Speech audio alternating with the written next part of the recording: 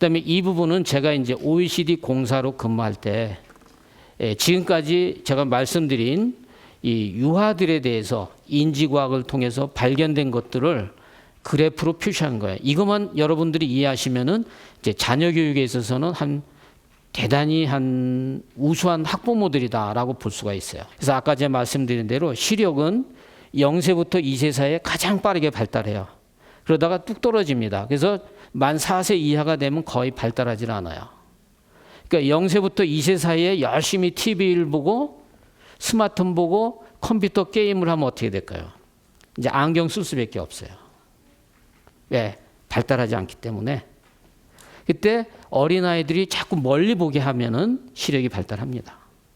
두 번째, 감성인데, 감성은 좀 희미한데 그 회색으로 해가지고 이것도 0세부터 2세 사이에 가장 빠르게 이렇게 올라가 있어요. 그죠? 제일 빠르게 발달합니다. 0세부터 2세 사이에 엄마가 사랑으로 키워해주고 감성을 좋게 해주고 키우면 아이는 커서도 그 사랑을 다 실천하는 사람이 돼요. 근데 그때 맞고 자라면 어떻게 될까요? 폭력이 정당화되는 거예요. 왜? 아까 제가 말씀드렸잖아요. 뇌가 그렇게 발달되는 거예요. 이건 제 얘기가 아니라 이미 많은 학자들이 연구 결과를 압축해 놓은 겁니다. 그래서 0세부터 2세 사이에 시력과 감성이 가장 빠르게 발달한다. 이 시기에 잘해줘야 돼요. 그 다음에 이제 파란색이 언어예요. 여러분들이 관심이 제일 많으실 거예요. 아이들이 말 잘하고 공부 잘하고 하려면 언어 능력이 있어야 돼요. 그죠? 언어 능력도 한번 보세요.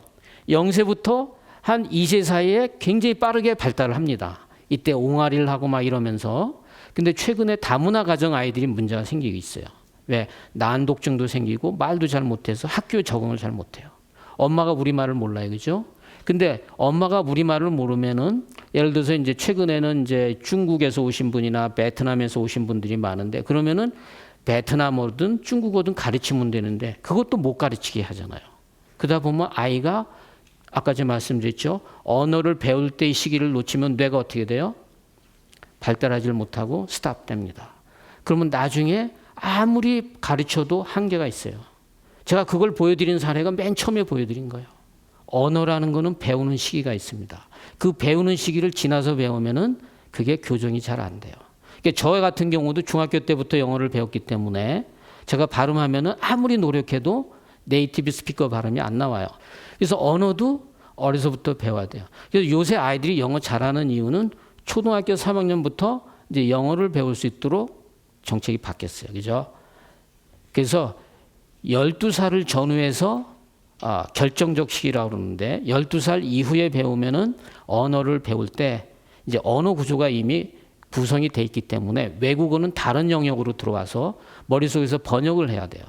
근데 12살 이전에 배우면은 번역을 안 하고 외국 사람이 외국말 하듯이 그대로 받아들입니다.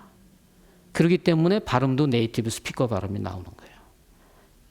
사람이 뇌나 습득 능력은 결정적 시기가 있기 때문에 그 시기를 넘어서 하게 되면은 한계가 있다.